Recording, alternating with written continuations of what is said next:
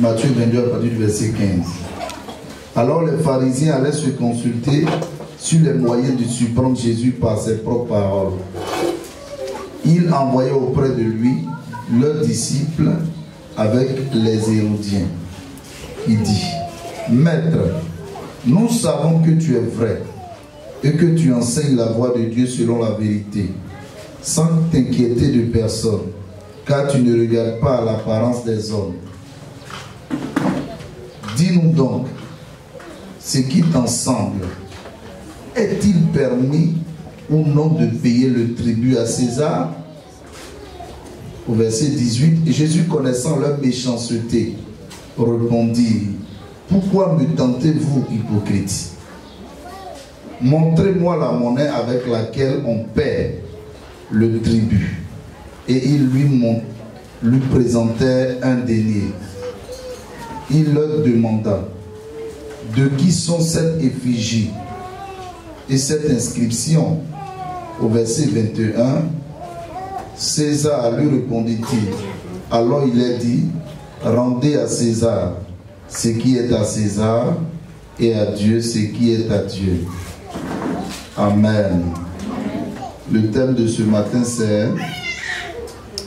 rendez la part de César, virgule, rendez la part de Dieu. Point. Rendez la part de César, virgule, rendez la part de Dieu. Point. Matthieu 15, 22 à partir du verset 15 au verset 21. Rendez la part de César, virgule, rendez la part de Dieu. Point. Que Dieu bénisse sa parole ce matin, qu'il nous donne de la comprendre. Que les esprits auxquels la parole de Dieu est adressée soient disposés à la comprendre. Que le cœur auquel cette parole est adressée soit disposé à la comprendre au nom de Jésus-Christ. Et que Dieu bénisse sa parole encore une fois de plus. Amen. Rendez la part de César, rendez la part de Dieu. Verset 21. De César lui répondit-il. Alors il leur dit, rendez donc à César ce qui est à César et à Dieu ce qui est à Dieu. Bien-aimés dans le Seigneur, il y a une chose qu'il faut comprendre dans la vie, c'est que de tout ce que nous possédons, d'abord, ce que nous possédons nous a été donné par Dieu. Amen. Mais dans ce que nous possédons qui nous a été donné par Dieu, il y a aussi la part de César. Alors quelqu'un me dira ce matin qui est César. Eh bien, mon frère, ma soeur, César, c'est celui pour qui des hommes, donc des pharisiens, des scribes, se sont réunis pour aller piéger Jésus-Christ dans l'optique de le coincer et de le faire mettre en prison par ses paroles. Que nous dit la Bible donc, à partir du verset 15, on dit alors les pharisiens allaient se consulter sur les moyens de surprendre Jésus par ses propres paroles. Je ne sais pas ce que Jésus avait dit avant, ou bien qu'est-ce qu'ils avaient compris ou entendu de Jésus. Quelle était leur perception de la personne du Seigneur Jésus. Mais eux, ils avaient à cœur l'objectif de le contrer, de le bloquer, de le piéger par ses propres paroles. Ne dit-on pas que par tes paroles tu seras condamné et par ces mêmes paroles tu seras aussi justifié? Eux, ils voulaient condamner le Fils de l'homme. Eux, ils voulaient condamner le roi des rois par ses paroles. La Bible dit, ils arrivent devant ce Jésus-là et ils vont lui dire, est-ce qu'il est permis à nous juifs, à nous peuples de ce pays, à nous habitants de ce pays, de payer le tribut à César? Par le tribut dont il s'agit, on parle de l'impôt.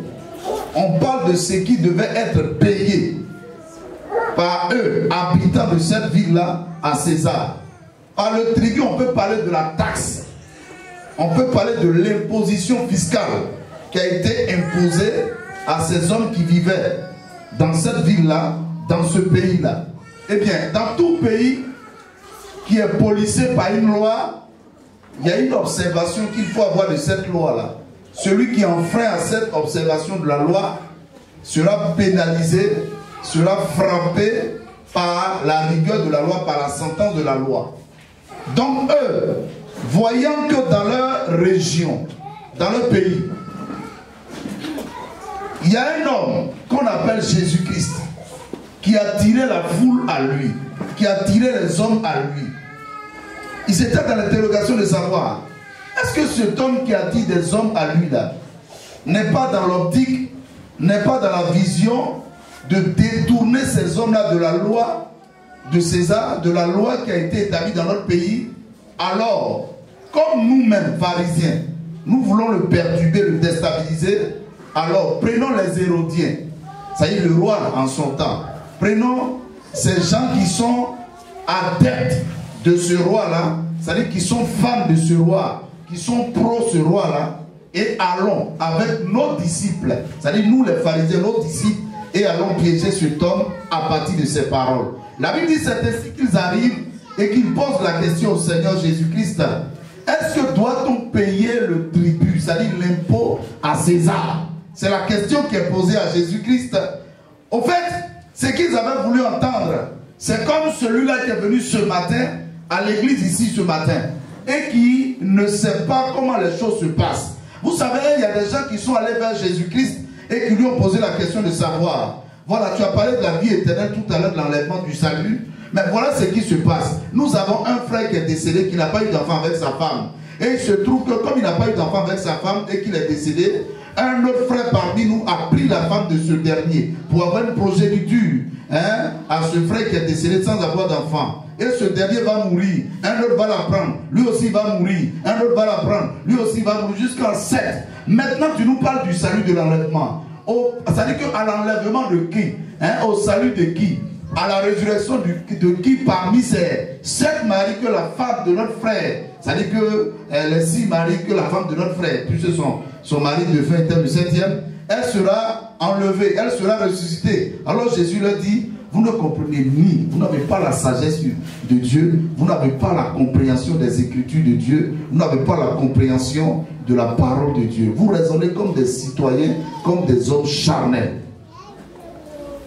Eux, ils viennent vers Jésus, et puis ils pensent que Jésus-Christ est comme quelqu'un qui est un homme comme toi et moi, qui peut fauter, qui peut mentir, qui peut briser la loi, qui peut briser les cultures qui avaient été établies par qui? Par Dieu lui-même.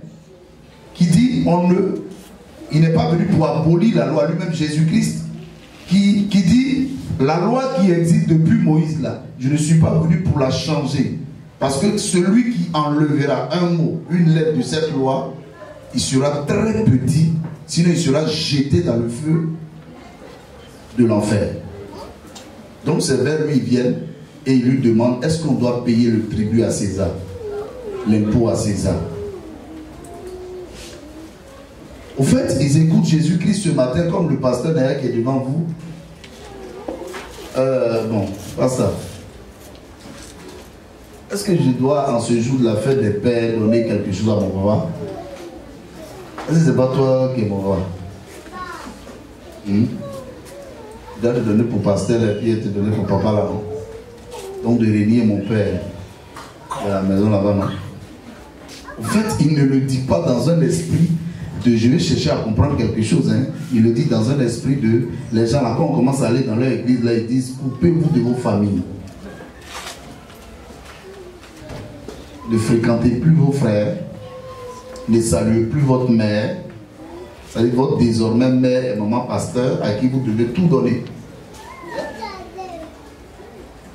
C'est-à-dire qu'eux, ils n'ont pas compris que Jésus-Christ, il n'est pas venu pour abolir la loi. Mais attends, dans cette loi-là, tu es issu de ton père. Tu es dans un pays qui a pour roi, qui a pour autorité César. Donc tu te dois d'obéir à César. Si jamais tu veux vivre bien dans ce pays. Tu ne peux pas dire non, je vais dans une église dont je m'abstiendrai de payer mes impôts, de payer mes taxes, parce que mon pasteur dit. Ce n'est pas possible. Donc ils viennent piéger Jésus-Christ. Comme des agents du fixe ce matin qui peuvent venir ici et qui disent, et qui vont dire, bon, on va écouter ce que les pasteurs là vont dire, surtout lui là. Est-ce qu'il exhorte ses fidèles à payer leurs impôts? Est-ce qu'il ne leur dit pas payer vos impôts ici à l'église, payer tout? Il ne paye rien hein, à l'administration qui existe ici actuellement. Ce n'est pas possible. Dis à ton frère, ce n'est pas possible. Alors il lui demande Jésus, est-ce qu'en ce jour de la fête des pères, comme il a eu la fête des mères la dernière fois, est-ce que moi qui suis fils ou fille de madame ou de monsieur, est-ce que je dois honorer mon père? Quelqu'un dit cette loi n'est pas brisée. Elle n'est pas anéantie. Au fait, si tu n'aimais pas ton papa avant que tu t'aies impolié avec ton papa, ne dis pas que c'est le pasteur qui t'a dit ça. Parce que jamais le pasteur ne te dira de désobéir à ton père. La Bible dit honorer vos parents. Honorer qui? Donc on ne prêchera jamais ici pour dire non, la fête des pères ne donne rien à mon.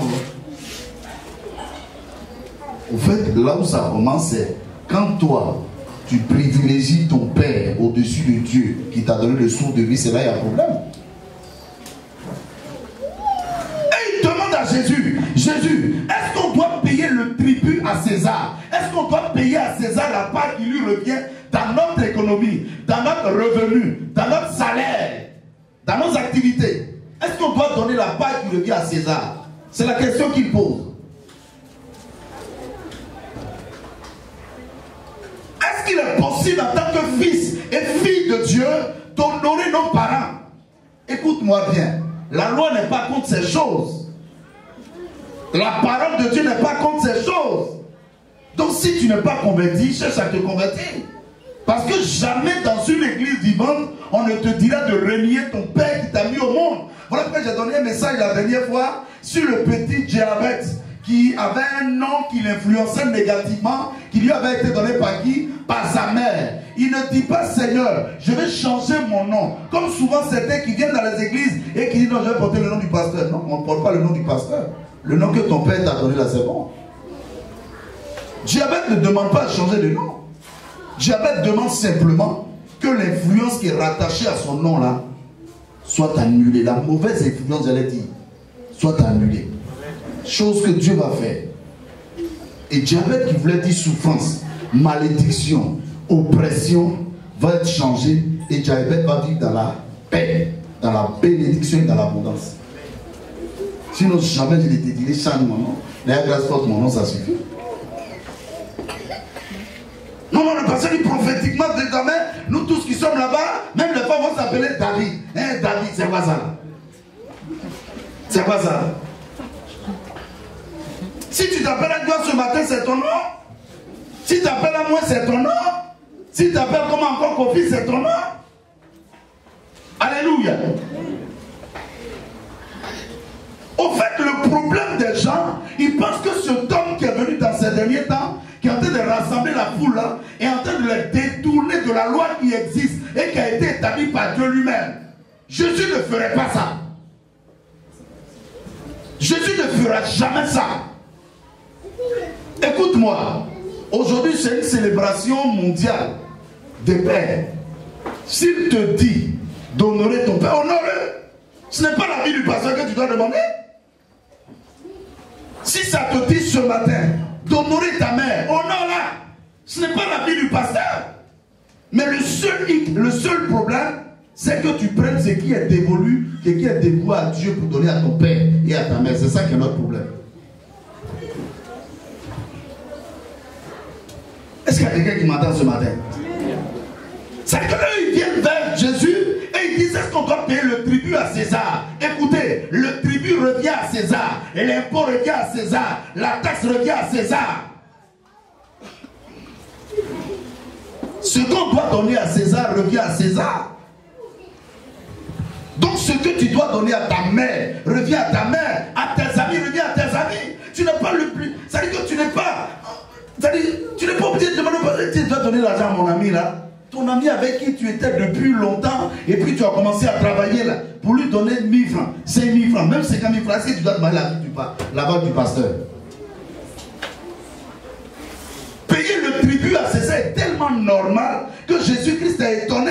Alors il va leur dire quoi? Il va leur dire, donnez-moi une pièce. Et quand il lui donne une pièce, il dit, regardez sur la pièce. De qui sont ces effigies sur la pièce?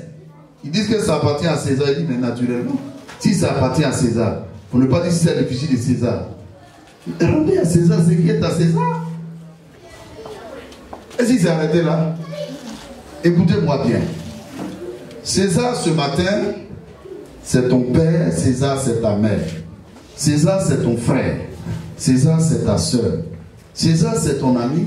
César, c'est cette connaissance-là qui te sollicite. La Bible nous dit quoi? La Bible nous dit à 1 Timothée le chapitre 5, on va prendre la parole du Seigneur. 1 Timothée le chapitre 5. On parle de César, ce qui revient à César. 1 Timothée le chapitre 5, le verset 8. On prend la parole du Seigneur Jésus ce matin pour que tu comprennes ce que la Bible dit. 1 Timothée le chapitre 5, le verset 8. La Bible nous dit quoi? Si quelqu'un n'a pas soin des siens, et principalement de ceux de sa famille, il a renié la foi, et il est pire qu'un infidèle. C'est Paul qui le dit. Il dit, si quelqu'un n'a pas soin des siens, et principalement de ceux de sa famille, il a renié la foi, et il est pire qu'un infidèle. Nous parlons de César ce matin. César, c'est ton père.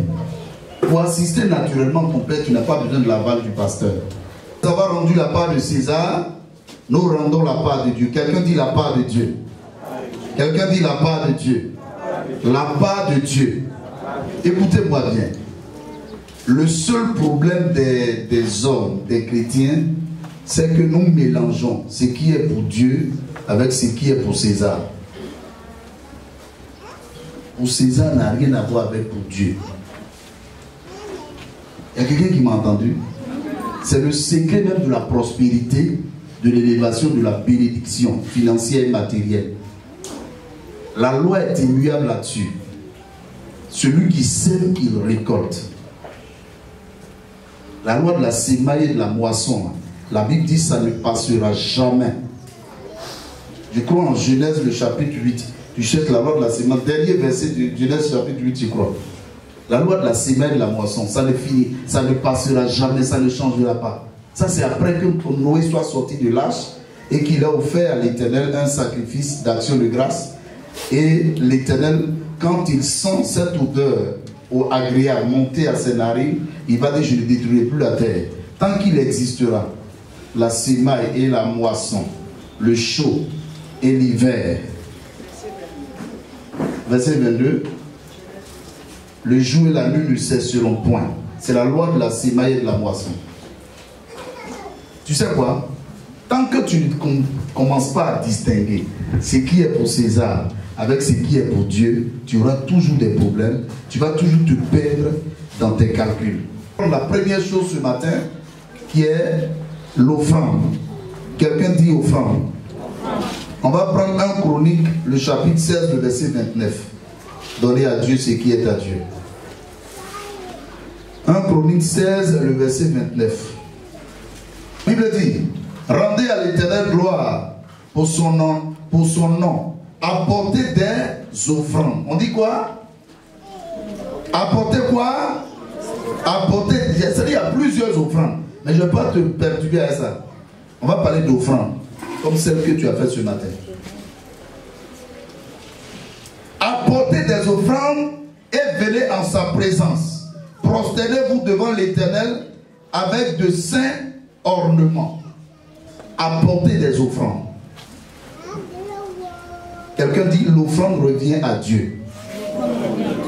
L'offrande revient à Dieu.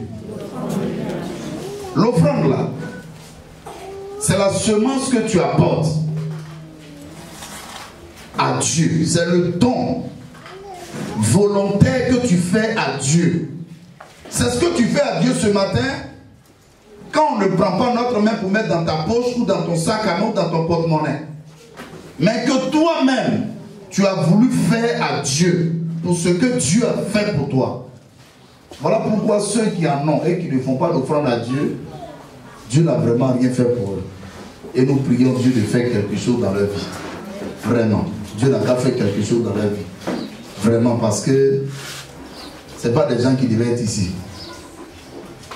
Et en tout cas, ceux qui en ont et qui n'en font pas, nous prions le Seigneur ce matin qu'il fasse quelque chose dans leur vie. Ce n'est pas des gens qui devaient être à ce niveau-là. C'est des gens qui devaient être à côté de Bill Gates. Vraiment. Ils sont trop grands pour être là. Vraiment, j'accepte, vraiment, je comprends votre position. De ne pas offrir à Dieu parce que vous estimez que Dieu ne vous a pas donné suffisamment ce que vous devez avoir. Ces temps-ci, le Seigneur me met des messages assez importants à cœur. Jésus revient bientôt. Très grand message que je vais donner le dimanche prochain. J'ai brossé un peu en partie le vendredi passé. Jésus revient bientôt. Une offrande là, c'est un don, c'est une semence que tu prends de façon volontaire par rapport à ce que Dieu a fait pour toi. Par rapport à ce que Dieu fait pour toi. Elle n'est pas quantifiée. On ne peut pas la quantifier, on ne peut pas l'estimer. Ok, faire offrande de temps, non. C'est un don volontaire. Donc quand moi je sais ce matin, alors que dans la semaine des gens ont perdu la vie, et moi je n'ai pas perdu la vie, alors que des gens sont morts de façon brusque et soudaine, moi je ne suis pas mort de façon brusque et soudaine, qu'est-ce que je fais? J'offre à Dieu une offrande qui a du prix à mes yeux, à la dimension de ce que Dieu est pour moi, à la dimension de ce que Dieu a fait pour moi. Une offrande à Dieu, c'est-à-dire on donne à Dieu ce qui est à Dieu. Une offrande à Dieu, ce n'est pas quelque chose qu'on prend comme ça parmi tant d'autres pièces. C'est quelque chose qui vient de notre cœur. Est-ce que mon âme s'y trouve quand je fais cette offrande? Ce n'est pas quelque chose qu'on prend pour se débarrasser.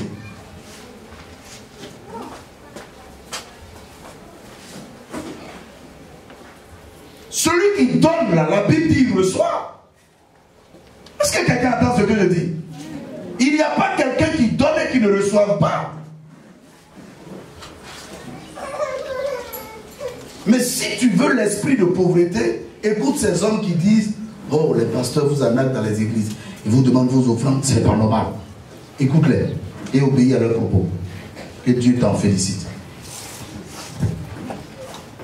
Quel que soit ce que vous êtes, on ne prendra jamais de votre poche ce que vous avez pour apporter à l'Éternel. Parce que c'est volontairement qu'on apporte à l'Éternel. Parce qu'on a compris sa parole. Parce qu'on a été instruit et enseigné. La Bible nous dit en Jean, le chapitre 3, le verset combien? Le verset 16. Dieu a tant aimé le monde. La manifestation de l'amour et sa démonstration se fait par le donner. Il a tant aimé le monde qu'il a donné. Quand on aime, on donne. Tu sais pourquoi tu ne donnes pas? C'est parce que tu n'aimes pas véritablement. C'est qu'on aime, on donne. Celui qui aime ne se lasse pas de donner. Il donne, il donne, il donne. Mais quand ton donné s'arrête, quand ton donné commence à se raccourcir, à se limiter, c'est que tu n'aimes pas vraiment. Voilà pourquoi tu dois prier pour ton cœur, pour dire Seigneur, je veux t'aimer. Quand ton donné commence à résonner, du genre non, attends, est-ce que vous n'avez pas vu un peu le style du passé dans ces temps-là? Voilà, moi je bénis Dieu parce que toutes les offrandes qui rentrent ici, là, par la grâce de Dieu, j'utilise ça pour la gloire de Dieu. Et je vis souvent de mes entrées personnelles. Je vis souvent de mes entrées personnelles. Parce que moi aussi, je travaille un peu. C'est ce que vous voulez. Un jour, tu vas me voir sur un chantier en train de faire Manawa. Et s'il te plaît, ne m'appelle pas pasteur.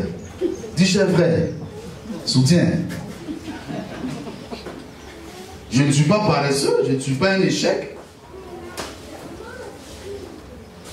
Je bénis Dieu de ce que les offrandes qui rentrent très souvent, quand ça rentre selon ce que c'est là, j'apporte pour que l'œuvre de Dieu puisse aller de l'avant. Les chaises sur lesquelles tu es assis ce matin, Ce n'est pas l'église qui a cotisé pour acheter ça. Donner à Dieu. Dans le donner à Dieu, là, il y a l'offrande. L'offrande, là, c'est la manifestation de mon amour, de ma c'est-à-dire que de la bonté que j'ai pour Dieu, de la reconnaissance, j'allais dire de la gratitude que j'ai pour Dieu. C'est ça l'offrande. Ça ne se force pas. Voilà pourquoi même quand je n'ai pas pu aller à l'église, là, je peux passer rapidement, je dépose mon offrande. Pourquoi? Parce que j'ai eu un empêchement professionnel. Quand toi tu viens, on voit ton offrande. Et puis combien d'offrandes? Bon, je suppose que ça ne va pas sur toi. C'est vraiment difficile, bon. C'est vraiment difficile chez les frères. Donc ton offrande devait être par hasard. Donc si on te disait, bon ok, on ne va pas te donner le temps des offrandes. Chacun fait l'offrande de façon libérale. Tu allais faire l'offrande par hasard, avec abstinence. Et tu dis, aimer Dieu. On nous parle de quelqu'un que Dieu a béni, que Dieu a fortement béni, il s'appelle Salomon. Mais on ne peut pas donner et ne pas recevoir. Jésus-Christ donne, afin que quiconque croit en lui, c'est-à-dire que Jésus est donné, Dieu donne son Fils, qui est Jésus-Christ, afin que quiconque croit en lui ne périsse point. C'est-à-dire que celui qui aime et qui donne ne peut pas donner sans recevoir. Tu as oublié ça aussi. Ça c'était dans tes premières heures de conversion. Tu savais donner à Dieu. Mais depuis un moment tu as... Moi je peux bénir Dieu de ce que tes offrandes et tes dîmes. Je ne prends pas ça pour aller faire la Java. Généralement, ce que je prends pour faire ma Java, là, je vais dire en famille, ce sont des entrées personnelles. Ce n'est pas pour toi. Là. Pour toi, il y a tellement de prix. Vous savez, moi-même, souvent, très souvent, quand quelqu'un me donne une offrande importante, je ne la touche même pas. Je dis, Seigneur, qu'est-ce qu'elle doit faire pour toi? Même pas souvent pour m'habiller, même. Même pas pour mon vêtement. Parce que j'ai peur. Je dis, mais... Avant de donner son offrande, il a prié dessus. Il a dit, Seigneur, souviens-toi, fais ceci, fais cela. Et toi, tu n'as pas compris. Tes offrandes avant, tu ouvrais les portes, ça te favorisait. À un moment, tu as arrêté. Et tu estimais que tu donnais à l'homme. Ton amour a un problème. Il faut revoir ton amour. Dieu a aimé, il a donné. Qu'est-ce que nous, on aime? Et puis on ne donne pas. Qui on aime, à qui on ne donne pas? Qui aime Dieu, s'est donné à Dieu. Il s'est donné à Dieu ce qui est qualitativement quantitatif. En termes de qualité, là, c'est quantitatif. Voilà pourquoi tu vas comprendre. Alors quelqu'un me dit, ah mais est-ce que, Jésus m'a parlé d'offrande, et puis il ne passait pas d'offrande comme ça. Jésus même, est-ce qu'en son temps il y avait offrande? Oui, tu sais, tu prends toujours Jésus-Christ pour te couvrir. Oh, tu ne l'aimes pas vraiment. Tu ne l'aimes pas en vérité, mais tu le prends pour te... Est-ce que Jésus-Christ même là, dans sa période là, il y a eu offrande. Et ils sont là comme ça, ils parlent d'offrande. Et c'est en son temps, mais lui il avait pitié des gens. Tu as oublié la parabole, tu as oublié l'histoire, où il y a une femme qui est venue donner un parfum de nard, un parfum de grande valeur. Elle a mis ça sur les pieds de Jésus. Elle le suit avec ses pieds. Puis qui disait, le malhonnête de méchant de Judas qui va dire, mais pourquoi diantre prendre un parfum d'aussi grande valeur et le verser comme ça, le gaspiller? Pourquoi ne pas le vendre et donner de l'argent aux pauvres? Jésus l'a regardé. Elle s'est dit que j'aime pas les pauvres. Mon frère Judas, hélas, hélas. La Bible dit, ce qu'on va lire maintenant, c'est Marc le chapitre 12, le verset 42. Marc 12, le verset 42.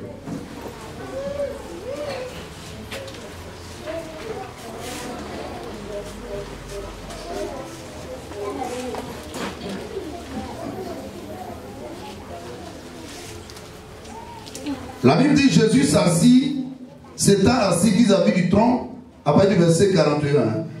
Jésus s'étant assis vis-à-vis du tronc, regardait comment la foule y mettait de quoi? Des cailloux. Et du sable, de la boue.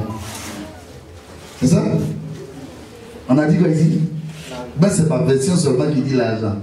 Mais pourquoi on parle d'argent? Vous êtes hystérique, vous êtes troublés même à l'église. Ceux qui vous disent, ah, vous donnez, vous enrichissez les pasteurs. Vous savez ce qu'ils font? Chougo Maïkadila, vous savez qui a construit? Vous savez où les pierres sont quittées? On m'a dit que c'est l'eau seulement qui est quittée en train de ici. Ah, peut-être le sable. Chougo Maïkadila qui est sur le boulevard Lacry. Vous savez qui a construit? L'un des grands sponsors, ce sont les autorités de ce pays. C'est des mystiques, hein? C'est des mystiques. Vous savez ce qu'ils vous disent? Oh, les pasteurs, les révérends là, vous les voyez. Oui, il y a des révérends qui vous escroquent. C'est vrai. Mais moi, je suis fier dans mon esprit, dans mon cœur. Si aujourd'hui on me disait, moi, mais qu'elle n'est pas toute la même là. Il y a au Seigneur, quelle liberté de savoir que vraiment, il y a moins de stress. Mais c'est là que beaucoup qui ont entendu la parole du Seigneur donnaient encore plus à Dieu. S'ils ont compris, à part toi.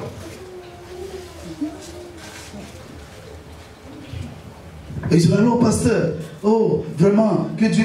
Alors que toi, tu écoutais les versions selon lesquelles il y a Corona, donc tes finances ont été atteintes par Corona. Que Dieu les en délivre.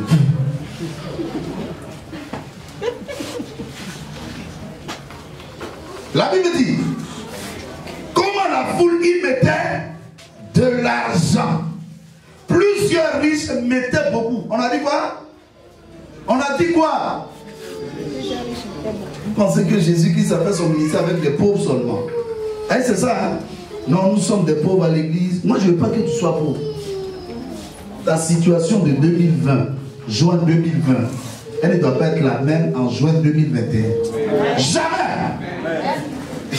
Regardez, ils n'en sont même pas sûrs.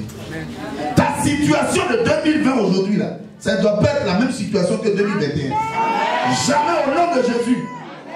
Moi, je n'aime pas la pauvreté, hein. Et en même temps, les pauvres, on ne peut pas tous les exclure. Parce que les pauvres le sont mentalement. Mentalement.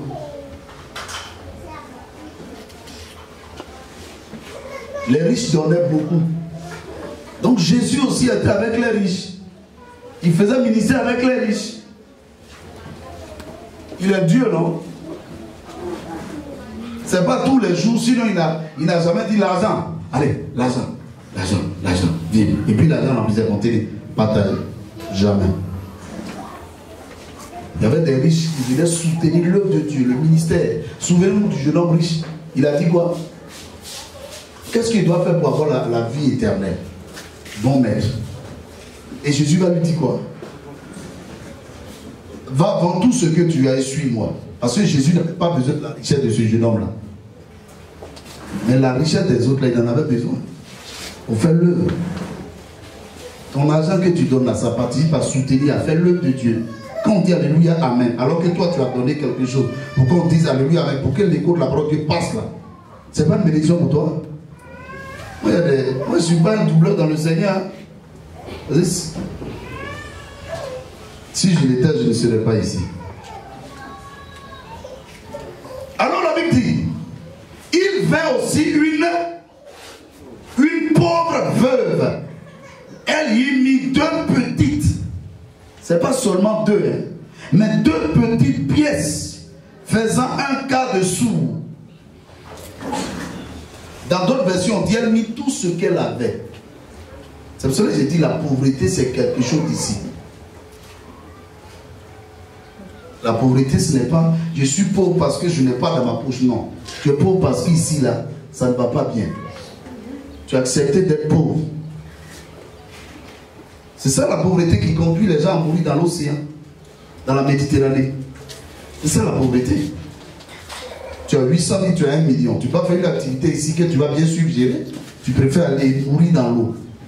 Donc tu n'es pas... Ça veut dire que toi, ta vie, c'est approximative, quoi. Donc si tu es là ce matin, moi je ne suis même pas pour les voyages. Parce que j'ai au moins combien de fils qui ont voyagé ici, je ne les vois même plus. À part une seule. Qui m'appelle. Qui est en contact avec moi. Le reste, je ne sais même pas pourquoi ils ont voyagé. Finalement, le voyage est devenu quoi? Je suis sûr que là-bas, c'est en bas d'œuf. En body. Donc je ne prie même pas pour que tu voyages. Je ne prie même pas pour que toi tu voyages. Si tu me confies ton sujet de voyage, que Dieu te fortifie. Sinon, je ne prie même pas pour que tu voyages. Je prie pour que tu connaisses le Seigneur. Et si tu es converti, voyage là. C'est juste parce que je vais effectuer un déplacement. Je dis, ou ça non, je vais à Washington d'ici, je reviens la semaine prochaine. Ce n'est même pas quelque chose d'extraordinaire pour toi. Voyage, on dirait que c'est une forme de bénédiction. La compromission qui est là-bas, la corruption qui est là-bas. Une chrétienne va aller marier un païen. Un chrétien va aller marier une païenne, une vieille blanche pour avoir les papiers. Ça, c'est ça. C'est ce que ça t'a dit? Moi, je ne suis pas dedans. Hein. Mais si ça t'arrive, ok. Il n'y a pas de problème. Sinon, je ne prie pas pour ça. Mais cependant, ça arrive à plusieurs aussi. Donc, la Bible dit quoi? La femme, au temps des offrandes, alors que les riches mettaient de leur superflu. Selon d'autres versions, il est dit qu'elle met 2 pièces d'argent qu'elle avait. Selon d'autres versions, c'est tout ce qu'elle avait. Elle met cela dans la corbeille. Elle met cela dans le panier. Et qu'est-ce que Jésus dit? Alors Jésus, ayant appelé ses disciples, dit: je vous le dis en vérité, cette veuve a donné plus qu'aucun de ceux qui ont mis dans le tronc. Car tous ont mis de leur superflu, mais elle a mis de son nécessaire, tout ce qu'elle possédait, tout ce qu'elle avait pour vivre. Elle donne tout ce qu'elle avait pour vivre à celui qui lui a donné la vie. En fait, il y a plusieurs types d'offrandes. Hein. Je ne sais pas quel type d'offrande elle a fait là. Peut-être qu'elle était malade. Elle a dit au Seigneur, guéris-moi. Et je crois que je suis guéri au nom de Jésus-Christ. Si je meurs, les 2 pièces vont rester. Donc je fais cette offrande des 2 pièces pour sceller ma guérison. Il y a plusieurs types d'offrandes. On parlera d'offrandes sacrificielles. On parlera des offrandes. Il y a plein de types d'offrandes. Mais moi je parle d'offrandes seulement. Quand tu apprends à donner, là, Dieu lui-même va te mettre à cœur. Seigneur, peut-être je suis en train de passer un concours là. Vraiment, il faut me favoriser. Les gens ont dit de donner aux hommes, mais moi je n'ai pas voulu donner aux hommes. L'argent qu'on m'a donné aux hommes, là, moi je te donne ça. C'est combien? Quel que soit le montant, je te donne ça, afin que toi tu me favorises. Peut-être que c'est une offrande comme ça qu'elle a fait. Il y a plusieurs types d'offrandes. On dit tout ce qu'elle avait pour vivre. Eh bien, on va prendre la parole du Seigneur. Malachie 3, le verset 8. Et puis on va venir dans le Nouveau Testament. Quelqu'un dit: le Seigneur me parle ce matin. Il faut le dire avec conviction: le Seigneur me parle ce matin. Donnez à César ce qui est à César. On ne connaît pas ça. On lit: donnez à Dieu ce qui est à Dieu. Donnez à... En fait, quand il finit cet enseignement-là, désormais tous les restants qui ne payent pas leur dîme, soit vous démissionnez de vos responsabilités, ou bien vous payez vos dîmes, vous êtes là. Parce que quand on compte quelqu'un, quand on conduit quelqu'un, et que cette personne se dit se reconnaître en nous, il est important pour cette personne de savoir la vérité. Moi, j'ai besoin de te dire la vérité. Il est mieux pour moi de te dire la vérité aujourd'hui que de caresser cette vérité-là, approximativement de te la dire, et puis demain tu la découvres, tu dis: mais waouh, quand tu m'as fait tant de mal, je t'ai fait le mal comment? Je t'ai fait du mal comment? Non, mais tu ne m'as pas dit que la dîme était importante. Tu ne m'as pas dit que c'est l'impôt. Les impôts là, quand mon solde, mon salaire passe là, les impôts prennent leur part sans me demander mon avis. Mais pourquoi pour Dieu là, tu m'as payé depuis longtemps en me disant: non, tu peux payer, non, c'est pas grave. Non, c'est pas normal. Parce que quand tu pénalises là, ça veut dire que tu n'as pas payé un mois, tu dois payer avec pénalité 5%. On ne fait pas ça pour les beaux yeux du pasteur. C'est une contrainte. Voilà pourquoi quand tu es, je parle des responsables ce matin. Parce que les fidèles même sont souvent obéissants que les responsables. Et responsables, c'est depuis servir d'autres jusqu'à école de dimanche, même les enfants d'école de dimanche, ils payent leur dîme, ils voient leur dîme.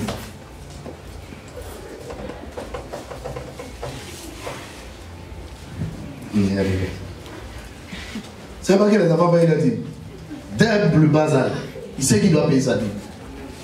Moi, je ne te promets même pas la bénédiction de demain. Il ne te dit pas payer ta dîme, il dit avoir un salaire de 40 millions. Il ne dit pas ça.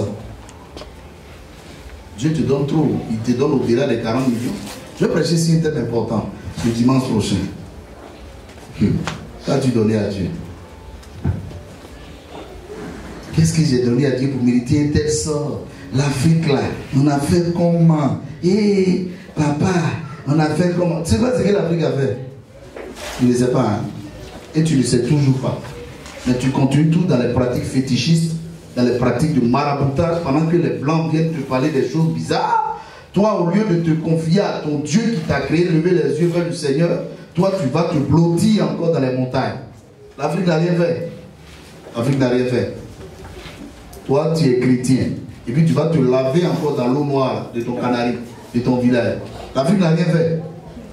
Il n'y a pas de blanc avant nous faire pour mériter un tel sort.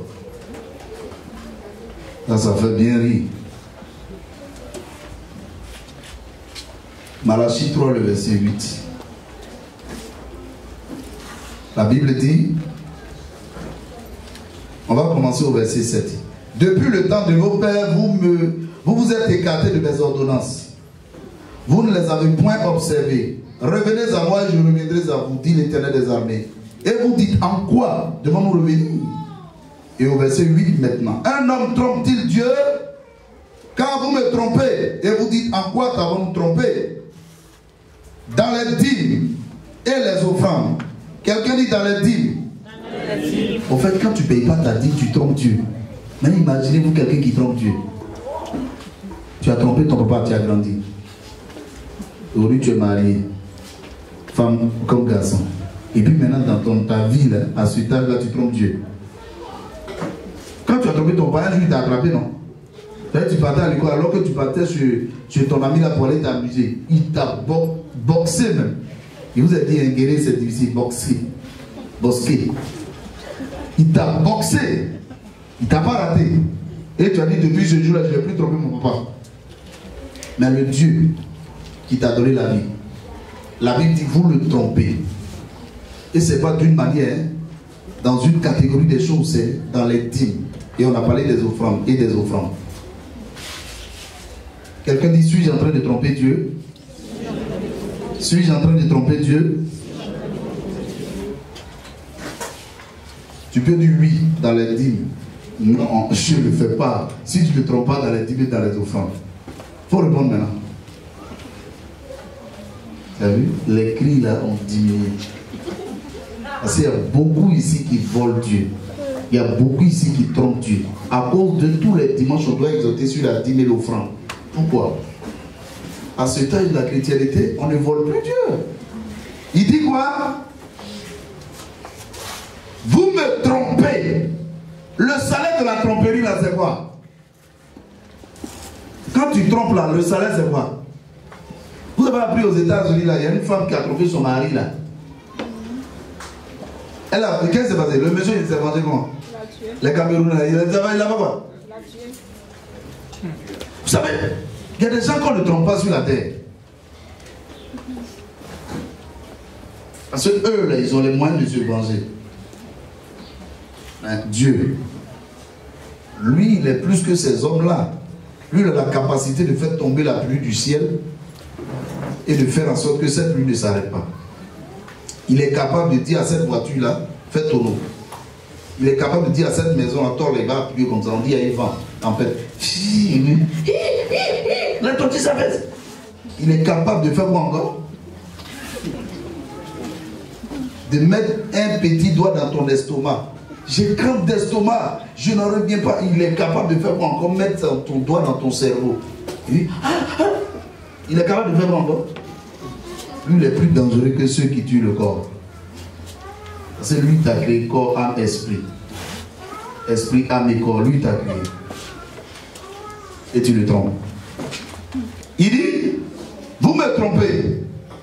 Car vous dites, en quoi t'avons-nous trompé? Dans les dîmes et les offrandes. Vous êtes frappé par quoi? Vous êtes frappé par quoi? Il dit, vous me trompez la nation tout entière. Quand tu vois les fléaux qui frappent souvent les nations, c'est la malédiction. Il dit, apportez à la maison du trésor, au verset 10 maintenant. Apportez à la maison du trésor toutes les dîmes, afin qu'il y ait de la nourriture dans ma maison. Maintenant la dîme ça apporte tout ça. Si pour César revient à César, pour Dieu revient à qui? Maintenant Dieu il est représenté par qui? On ne sait jamais, peut-être que Dieu est représenté par quelqu'un là-bas, on ne sait jamais. Il y a des gens qui sont ici et qui connaissent le fléchis genoux devant Baal. Dieu n'est pas bleu, hein? Dieu c'est Jésus-Christ de Nazareth. Et c'est ici il est invoqué. Donc la Bible nous dit, apportez à la maison de qui? Du trésor. Toutes les dîmes afin qu'il y ait de la... Donc ça veut dire que quand je me suis abstenu d'apporter ma dîme et qu'il n'y a pas eu de nourriture dans la maison de Dieu, qu'est-ce que je suis en train de faire?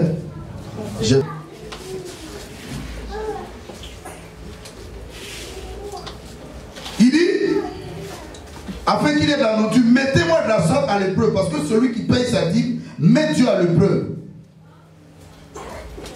Dit l'Éternel des armées, et vous verrez si je n'ouvre pas pour vous les éclus des cieux. Ça, c'est les bénédictions qui sont rattachées à la dîme. On ne parlera pas seulement de la dîme comme des offrandes seulement ce matin. Donc, on est en train de survoler tout par la grâce de Dieu, mais je pense que quelqu'un est en train de comprendre ce matin. Et il dit, si je ne parle pas sur vous la bénédiction en abondance, pour vous je menacerai celui qui dévore, et il ne détruira pas les fruits de la terre, et la vie ne sera pas stérile dans vos campagnes, dit l'Éternel des armées. Ça veut dire que la dîme seulement que tu payes, l'offrande aussi que tu payes, regarde comment ça te sauvegarde, regarde comment ça te protège. Ça, c'est pas moi qui le dis, c'est la parole de Dieu qui le dit. Et cette parole-là, elle n'est pas annulée. Dans le verset du Nouveau Testament, Matthieu 23, le verset 23, on parle encore de la dîme. La Bible ne refuse pas, comme je vous l'ai dit tout à l'heure, Jésus-Christ n'est pas venu annuler la loi. Il est venu pour l'accomplir. Il est l'accomplissement de la loi. Donc quand quelqu'un dit non, depuis le Nouveau Testament, depuis la crucifixion et la résurrection du Seigneur Jésus, son enlèvement, il n'y a plus de dîme à payer, c'est un problème pour lui. C'est vraiment un problème pour lui. On ne va pas rentrer dans ce débat. Mais la parole de Dieu a été prêchée. Ça t'a convaincu, gloire à Dieu. Ça t'a pas convaincu, gloire à Dieu. Au verset 23, Matthieu 23, le verset 23, il dit: malheur à vous, scribes et pharisiens hypocrites, parce que vous payez la dîme. On a dit quoi? La dîme, on a parlé de dîme, c'est-à-dire 10e partie de la menthe et de la nette et du cumin. Et vous laissez ce qui est plus important dans la loi, la justice, la miséricorde et la fidélité. C'est là ce qu'il fallait pratiquer. C'est pas ça? Sans négliger les autres choses. Ça veut dire quoi? Sans négliger les autres qui ont été cités avant. La dîme, la dîme, la dîme, la dîme. Il y a plusieurs types de dîmes. Hein? Mais je ne vais pas vous embrouiller avec ça ce matin. Sans négliger les... Ça veut dire que en faisant la dîme, en payant la dîme, on doit avoir aussi l'amour, c'est ce que la Bible nous dit. On doit avoir aussi la compassion, c'est ce que la Bible nous dit. Donc ça veut dire quoi? Tu ne peux pas payer la dîme à l'église, faire l'offrande à l'église, et puis ne pas aimer ton prochain, ne pas aimer ton père, ta soeur, ton frère, c'est pas possible. C'est que tu n'es pas bien converti. Amen. Y a-t-il des personnes qui veulent prendre conscience ce matin de payer leur dîme? Il y a des personnes qui veulent payer leur dîme. Moi je ne paye pas ma dîme, mais je paye au-delà de la dîme. Quand je reçois les fortes offrandes, je regarde et dis, bon, la dîme fait combien? La dîme fait combien? Et puis il dit, bon, Seigneur, Seigneur, je vais faire quoi? Je fais quoi? Il y a des besoins à l'église là. Donc je ne paye pas la dîme. Je fais au-delà de la dîme. Au-delà de la dîme. Ce que je dois faire normalement, je le fais. Et puis au-delà de la dîme. Parce que je pense qu'une offrande est sacrée. Elle doit contribuer à l'avancement de l'œuvre de Dieu. C'est ce qu'il est toujours fait. Et tu le sais, les anciens ne vont pas contester cela. Jamais on a demandé ici, appel à toutes les unités. Bon, on va faire ceci, on va faire cela. Quelques rares fois. Rarement. Je n'aime pas trop embrouiller les gens. Hein. Rarement. Sinon, la dîme qu'elle est en train de prier. Oh, normalement, c'est pas ça. Il y a 2 factures en attente actuellement. Il y a le loyer du mois là, en cours, vous n'avez pas payé, vous allez donner 40 000 francs. Bon, finalement, je me dis, mais finalement, ça existe pourquoi? Mais les gens vont entendre les dimanches, non, les partenaires, mais pourquoi ne pas? Finalement, je suis dessus, quoi. On parle des partenaires alors que les partenaires ne font rien. Ça y est, c'est comme des gens qu'on prend pour des juges dans les familles, là. Oh, ils ne participent à rien. Quand ils arrivent, on dit le Dieu est arrivé, il est couché là, il est assis. Rendons-lui tous les hommages et les honneurs. Et il ne fait rien pour la famille. C'est ce que vous voulez être. Moi, on ne m'armaille pas. Hein. Bon, finalement, vous ne faites pas. Il y a au moins 2 factures en attente. L'église doit payer sa part, moi je dois payer ma part. Bon, il y a 2 factures, ça fait autour de 85 000 francs. 43 du 8e mois et 43 environ encore du 6e ou 7e mois. L'ancienne de Coronal. Et puis ça, l'église doit payer sa part. Et vous ne payez pas. Et vous venez vous asseoir, on dit alléluia, vous dites amen. Vous faites vos offrandes. Souvent tu trouves ton offrande extraordinaire. Mais quand tu viens ici, tu trouves des choses qui s'ajoutent. C'est ça que je prends pour payer ça. Il n'y a pas quelqu'un qui peut piquer pour dire non, non, le pasteur nous avait pu la poser de trésor. Jamais. Donc, quand tu fais ça, bon, finalement, c'est la malonie qu'on est venu déployer, transposer ici, ou bien c'est quoi? Alors que toi, tu sais que tu dois faire ça. Il y a quel problème? Là, il y a des choses qui ne te plaisent pas. Tu n'aurais pas voulu que peut-être, je ne sais pas, mais je n'arrive pas à comprendre quoi. Donc finalement, je me rends compte qu'il y a des choses qui ne sont pas aussi trucs, donc je vais réfléchir, mettre en prière, puis bon. Franchement, ça me fatigue pas, je n'aime pas oppresser les gens. Tous ceux qui sont ici, ils savent ça. Moi, je suis comme quelqu'un qui n'est pas aussi hypocrite financièrement. Si j'ai l'argent, l'argent va savoir que j'ai l'argent. Mais ça va dans une cause très noble pour le Seigneur. En sachant faire la part des choses aux filles. En sachant donner à César. Je vous ai dit que César, ce n'est pas seulement papa et maman. Ce n'est pas seulement madame et enfant. César, c'est au-delà de ça. Maintenant, quand toi, tu ne participes pas pour donner à Dieu, et puis les choses sont bloquées souvent, ça veut dire quoi?